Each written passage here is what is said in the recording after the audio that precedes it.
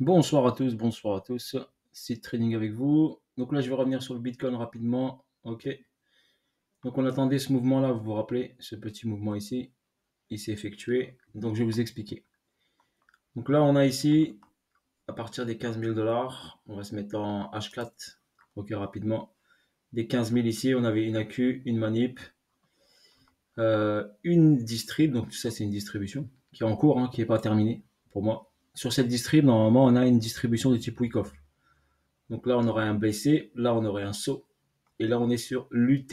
Donc tout ça, ce serait l'UT, comme je l'avais dit sur les vidéos précédentes que vous pouvez bien sûr visionner et regarder. Sur cette UT, donc on va se concentrer sur ce mouvement-là qui est ici. On sait que l'UT, son objectif est de revenir sous les 25 249, donc sous cette barre jaune. Ok, donc un UT revient ici dans cette boîte où il y a la liquidité. Sur cette boîte ici, il y a ici dans cette boîte, il y a bien sûr un price delivery ici et un price delivery ici. Donc un price, ou bien il y en a qui appellent ça la liquidité void. Ok, donc c'est de la liquidité disponible qu'on peut aller chercher, combler totalement, voire partiellement. On n'oublie pas juste sur celle-ci. Ici, on a un niveau ici qui marque un arrêt ici. Vous le voyez ici, entre 22 500 et 21 800. Donc vous le voyez ici visuellement, un petit arrêt ici. Car c'est une grosse zone où le prix a travaillé, comme ici, et comme sur cette zone ici. Ok, donc c'est un repère pour vous. Vous puissiez visuellement le voir. Ensuite, sur l'UT, on a quoi? On a une accumulation ici, une manipulation, une distribution petite ici, qui a emmené le prix ensuite vers le bas. On n'avait pas cassé l'accumulation, donc ici est pris à plusieurs reprises pour pouvoir casser cette grosse zone avec beaucoup d'argent ici et beaucoup de stop loss et des sels, beaucoup de liquidité. Juste en dessous de ça, ici, il y avait un déséquilibre de marché. Donc si on regarde ici, par exemple, le mouvement ici où il s'est arrêté, le BTC, regardez bien comment c'est magique. Si je trace ici le déséquilibre ici, qui commence là, sur ce niveau-là ici, je vais le mettre en blanc comme ça vous allez le voir. Voilà. Donc regardez sur la bougie ici, regardez bien ici, le prix s'est arrêté où? Il s'est arrêté pile poil à ce niveau-là. Ensuite, il a été racheté fortement. Donc c'est une réaction, on appelle ça une réaction automatique. Un automatique rallye. Donc hop, il y avait des ordres en attente, ordre acheteur sur cette zone, hop, ça s'est déclenché tout de suite. Ensuite, on va décortiquer ce mouvement. Donc regardez bien ici, qu'est-ce qu'on a fait? Une AQ, une manip, et ici on avait une petite distribution ici. On va revenir à cette petite distribution. Elle a servi à quoi cette petite distribution? Son rôle. Donc on va décrire son rôle. Ce rôle de cette accumulation ici, c'était pas une accumulation, j'ai dit distribution, excusez-moi.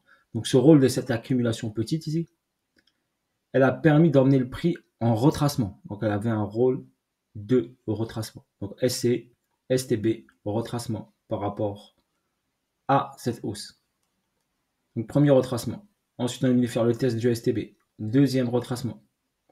Ensuite le but c'était de casser ça, aller chercher la liquidité en bas. Il a travaillé, incité à acheter, créé un equal high qui est venu chercher. Ensuite accélération, hop, déséquilibre de marché, on est venu le rééquilibrer. On a créé également une trendline ici, une trendline de liquidité où il y a de l'argent, où les gens ils se placent sur la trendline, ils achètent, hop, on vient les chercher, tac, c'est de la liquidité facile à prendre. On revient sur notre boîte, forcément quand il revient sur notre boîte ici, d'accumulation, mini-accumulation qui a permis les retracements, et ben il a réagi, c'est tout à fait normal, d'accord, il a réagi, et à partir d'ici, il a cassé. Donc quand il a cassé, il a fait quoi? On a SC, STB, test, spring. Vous le voyez. Donc forcément, c'est une accumulation qui permet le retracement. Donc le prix va quoi? Il remonte spring, tac, il retrace. Il revient où? Dans un retracement, sans impacter l'order flow. L'order flow, l'order flow, l'order flow, l'order flow est baissier. Donc tant que BTC n'impacte pas ce niveau-là, ok, on va en bas. On n'ira pas en haut. Tant que les 28 760 tiennent, il ne montera pas. Son job est d'aller dans la poche de liquidité qui est là, vers l'objectif final. C'est l'objectif final. Donc là, Tout ça a un but bien précis, d'aller vers l'objectif final. Ok, on a un but bien précis. Ok, si on arrive à lire bien sûr le trading et ce qu'il faut. Dites-vous que la plupart du temps, quand les gens voient une accumulation, ils se disent, ok, accumulation, donc le prix va aller to the moon. Non, chaque accumulation a un rôle bien précis. Chaque distribution a un rôle bien précis. N'oubliez pas, ça c'est quoi? C'est une cause. Ça c'est quoi? C'est un effet. D'accord? Cause, effet. Cause, effet. D'accord? Cette distribution a fait son objectif. Emmenez le prix ici. Cette accumulation a fait son objectif. Ramenez le prix ici pour qu'il retrace. Ce spring et a fait l'effet d'aller chercher un retracement sans casser ça et en gardant l'order flow baissier. J'essaie de vous l'expliquer le plus simplement possible, que vous puissiez comprendre. C'est purement technique, c'est super technique, mais quand vous voyez des accus, ça ne veut pas dire que techniquement, vous voyez un spring, ça va to the moon. Chaque cause a un effet particulier. Exemple, cause, on crée de l'argent, on crée une trade line. L'objectif, c'est d'aller la prendre. C'est tout. D'accord? On incite les gens parce qu'on a besoin d'argent, on a besoin d'acheteurs pour vendre, utiliser ces ordres acheteurs pour vendre. Ok? Contrepartie, n'oubliez pas, 1 pour 1. Maintenant, qu'est-ce qu'on a ici? On va aller ici. On a quoi? Le prix, il remonte. Il nous a fait ici un beau petit rebond ici. Ok? Un beau petit rebond. Ici, on a quoi ici?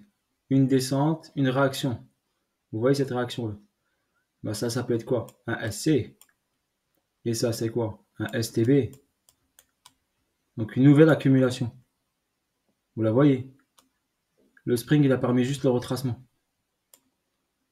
Ok? Donc là, on y manque quoi? On a fait un SC. On a fait un STB. Le STB revient dans le mouvement du SCAR. C'est ce qu'il a fait. Si vous savez utiliser Wyckoff, c'est ce qu'il a fait. Il faut juste savoir le lire. Ensuite, on a quoi ici? En ce moment, on est en live là. Ah ben, on a une distribution. Je vais aller en 15 minutes vous la montrer. Regardez. BC, SO, UT, UTAD. Est-ce que UTAD est terminé? Si il casse ça, il spike ici, il est terminé. Au pire, on revient tester en haut et on repart. Ici, on a quoi? Un price delivery, un déséquilibre de marché. On le voit. Déséquilibre. Déséquilibre. Ok? Donc là, le prix sera attiré vers ça. Il va venir ici. Donc quand il viendra ici, il va casser la distribution. Quand la distribution sera éclatée, il validera le retournement. D'accord? Donc le retournement sera validé et on va continuer l'order flow. Donc l'objectif, il est où? Ben, passer sous ce niveau-là qu'on a créé. Donc sous les 25 800. Et on va aller chercher notre poche qui est en bas, qui nous attend sagement. Parce qu'ici, on a quoi? SC, STB. D'accord? Et il nous reste le spring. Par contre, cette accumulation ici, qu'est-ce qu'elle va nous permettre? Possiblement, bien sûr, d'emmener le prix ensuite, après ce spring, vers le haut, car on doit manger, le prix doit manger ensuite tout cet argent qui est en haut. Ça, c'est de l'argent. Il y a des gens qui se sont placés en sell. Et ben, s'ils croient que le BTC va aller tout en bas, on fait attention. D'accord? On sait qu'ici, c'est des niveaux très protégés ici. Où il y a des gros ordres où ils sont rentrés ici. Donc ces niveaux, ils vont être défendus. Donc on fait très attention à ça. Et bien sûr, soyez stratégique. Exemple, le prix, quand il descend sous ici, il revient là-dedans. Eh ben, ici, vous sortez un partiel. Vous sortez 50% par exemple. Ou 60 ou 70. Et après, avec les 30% suivants, vous allez chercher un peu plus bas. D'accord? Parce que le prix peut s'arrêter. N'oubliez pas, si la force acheteuse est puissante, il peut s'arrêter sur ce niveau-là. Ça va venir ici et bam, donner une grosse réaction derrière. Et elle peut aller très forte. Donc, il faut faire très attention. On n'oublie pas, on est sur quoi? Sur Spring. Donc, possibilité que ça tape et ça repart direct. Donc, on doit faire attention. Maintenant, ici, qu'est-ce qu'on a? Pourquoi je vous dis l'UTAD, peut-être qu'il n'est pas terminé. Pourquoi? Parce qu'on a un déséquilibre ici qui n'a pas été comblé. Mais ce déséquilibre n'est pas super pertinent parce que c'est un déséquilibre 15 minutes. Donc, il est ici. 27 782. Ok, à la base, le déséquilibre, c'était tout ça. Ok, tout ce déséquilibre. Mais il a été comblé ici partiellement. D'accord? Et le prix est revenu dans ce déséquilibre, ce niveau-là. Est-ce qu'il va aller un tout petit peu plus haut, aller chercher ce déséquilibre? Pourquoi pas? Ici, on en avait un. Regardez, il a été comblé ici. Donc maintenant, on attend ici. Ok, potentiellement, d'accord, comme je vous l'ai dit, potentiellement un dernier petit spike pour ensuite redescendre. Ok, un buy et ensuite une grosse bougie noire.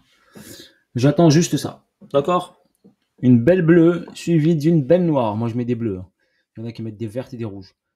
Moi, je préfère bleu et noir pour mes yeux. Voilà. Sur ce, je vous ai tout expliqué. Donc, j'attends une belle bleue suivie d'une grosse noire. Et ensuite, on sera bien. D'accord? Après, normalement, si on suit l'order flow, je vous ai dit, tant qu'il ne casse pas ce niveau des 28 300, on avait dit on va le voir en H1. Donc ce niveau-là, on avait dit 28 324. Tant que les 28 324 tiennent, eh ben on a toujours l'order flow, les plus hauts, théorie de dos, de plus en plus bas. Ok, et il suit la logique. Donc tant qu'il fait ça, il n'y a pas besoin, on peut pas acheter, on peut pas acheter le BTC. D'accord, on peut pas l'acheter. Ok, moi personnellement, je l'achète pas. Ok, voilà, je préfère attendre qu'il revienne en bas, comme je vous l'ai dit, pour revenir en discount quand le prix est pas cher. Notre Fibonacci, il est là. La ligne des 50, elle est sur 25 294. Donc 25 294, j'achèterai du BTC quand il passera sous la ligne des 50. S'il passe pas sous la ligne des 50, je ne tente pas d'achat. Pour moi, ici, on est en zone de vente. Donc on vend. D'accord? Je ne suis pas là pour acheter. Ici, je vends. Ici, j'achète. Bien sûr, j'attends quelque chose. Ok, comme je vous l'ai expliqué, j'attends toujours le trading cause. Quand la cause est bien, quand il y a par exemple une accumulation avec un spring ou un STB ou une manipulation, hop, je sais que le prix va aller vers le haut, et ben là, je rentre en position. Mais j'attends que le marché me montre. Je rentre pas bêtement. Appuyer sur un bouton, c'est facile. D'accord? Donc, attendez de voir. Ok, ce qui se passe. Là, regardez, là, hop, là, il a créé une cause pour aller chercher, faire un effet. Là, il va faire une cause qu'il est sur une distribution pour aller faire un effet. Ok, donc on intervient. Nous, on doit intervenir dans les causes, pas dans les effets. D'accord? Quand vous avez un effet qui est en marche, comme ici, un effet qui est en marche, laissez l'effet se terminer. Attendez une latéralisation et une cause avant d'intervenir. Donc j'ai une boîte comme ça, je regarde ce qu'il fait, soit il va aller en haut, soit il va aller en bas. Il va me donner l'information. Juste être patient, d'accord? Regarder, observer, lire, se former, d'accord? Pour pouvoir pouvoir la lecture du graphique. Et après, on va chercher une liquidité bien précise. Si on va en haut, là, la liquidité, c'était un déséquilibre. Là, la liquidité, c'était un equal high. Là, la liquidité, ici, c'était un equal low. Distribution, il part chercher l'equal low. Il y a toujours un objectif. Là, c'est quoi? C'est le déséquilibre. Là, c'est quoi? Le price delivery. Le price delivery. Le gros trou qui est ici. Il y a toujours un objectif. Le prix va vers un objectif. Il va d'un point A à un point B vers un objectif précis. Là, ici, qu'est-ce qu'on a? Eh bien, on a ça. Ok? On a de l'argent ici qui l'a créé. Il est venu chercher cet argent-là. Tac, tac, tac, tac, tac. Les shorters qui se sont mis ici, ils sont fait sortir. Ou ils sont encore en position, mais en drawdown. Donc en zone rouge. Ok, ça dépend après leur capital. Leur gestion de capital, leur gestion de position. Donc, il faut intervenir dans les zones pertinentes. D'accord? Soyez pas tout de suite. Comme ici, vous avez ici une accumulation, manipulation, distribution. Il faut juste savoir lire le graphique. Ok? Regardez ici, pareil, regardez. Ici, accumulation, manipulation, distribution. Ça marche toujours comme ça. Ok? Soyez juste attentifs. Là, je vais vous les montrer en 1 heure. Mais il y a plein de choses comme ça à voir. Mais pour ça, il faut. N'hésitez pas à vous former, à aller lire des bouquins, des vidéos YouTube. Prenez tout ce qu'il y a à apprendre. Parce qu'il y en a beaucoup qui me demandent c'est quel livre que tu conseilles. Non, prends tout. Tout ce que tu prends. Tout ce que tu peux manger, tout ce que ton cerveau peut retenir, prends. Ensuite, tu vas te faire ta stratégie. Moi, je me suis fait tout seul. D'accord? Après, j'ai suivi une formation avec un ami. Ok? Que j'ai peaufiné des petits trucs avec lui. Et que je peaufine toujours avec lui aussi. De temps en temps. Ok? Voilà. Donc, on s'inspire des plus forts. Ok? Il y a toujours plus fort que soi. Et on essaie de s'améliorer, de peaufiner sa stratégie, de peaufiner son mindset, de peaufiner son mental, d'apprendre à encaisser partiellement. Ok? De ne pas dire je vais un point A à un point B et je suis sûr que le prix va aller là. Non, parce que un prix ne peut pas aller comme ça en ligne droite. Donc, il va faire tac, tac, tac, tac, tac, hop, il va spike en haut et après, il va aller en bas. Donc, prenez des pourcentages. OK? Comme ça, si vraiment le prix, il fait ça, par exemple, il descend, il vous a donné le bon setup et derrière, il vous prend. Et au moins, vous aurez encaissé 50% de votre engagement et vous ne serez pas déçu. Donc, travaillez également. Je sais que c'est difficile. Moi, c'est ce que j'avais du mal au début. C'était TP. OK? TP partiel. Donc, avant, je voulais aller jusqu'au bout avec. Et des fois, je me faisais reprendre break-even. Ou break-even créditeur, bien sûr. Mais avec un break-even tout petit. Mais maintenant, j'apprends à prendre des partiels. Donc, encaisser des partiels des 20%, 30%, 40%. Toujours, c'est bon. Toujours à prendre, même pour le moral, c'est bon. Ok, voilà, sur ce, bonne soirée à vous tous. Si Trading était avec vous, n'hésitez pas à me laisser des messages, je vous lis. Et force à vous tous, la famille. Et pour l'instant, on va regarder sur ce mouvement. Il est en train de finir ici. D'accord? On va voir ce qui va finir sa distribution ou pas. Ou est-ce qu'il va casser en haut ou pas. Est-ce qu'il va rester juste là, ici? Ok. Est-ce qu'il va respecter l'order flow? Normalement, il doit respecter l'order flow. Ok. Mais on ne sait jamais. On peut avoir une petite surprise. C'est pour ça que les SL existent, les stop loss. D'accord? Voilà, sur ce, bonne soirée à tous et à bientôt pour de nouvelles vidéos et de nouvelles aventures. Force à vous la famille. Ciao, ciao.